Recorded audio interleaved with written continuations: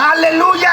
Hallelujah. Haleluya kanisa. Hallelujah church. Hakika Bwana ni mwema. To be true, God is good. Bwana ambaye anaweza kukutoa kwa madeni. God who can remove you from debt. Bwana ambaye anakutoa kwa aibu. God who removes you from shame. Wakati wale uko na madeni zao wamekuandama. When those who you have your debts, they are undermining you. Bwana atakulipia madeni. Bwana atakulipia madeni, na ukilipiwa madeni you have to pay your debts too. Hakuna wa kumtegemea ila Bwana kwa madeni. Utegemee Bwana na ulipe madeni. Hallelujah. So you have to pay your debts too. Si ukae na madeni ya watu. Ukilipiwa madeni hata wewe lipa zako. Kama Yesu anaweza lipia mtu madeni, unalipa hata wewe zako. Hallelujah. Sasa Mwende, umeanza kuleta mambo ya madeni yangu. Sasa umeanza kuleta mambo personal hapa na tulisema utanilipa. Tulisema utanilipa. Mwende, sisi ni watu wameokoka. Sisi ni watu wameokoka. Huwezi kuja kuongea mambo ya madeni na uko na deni yangu.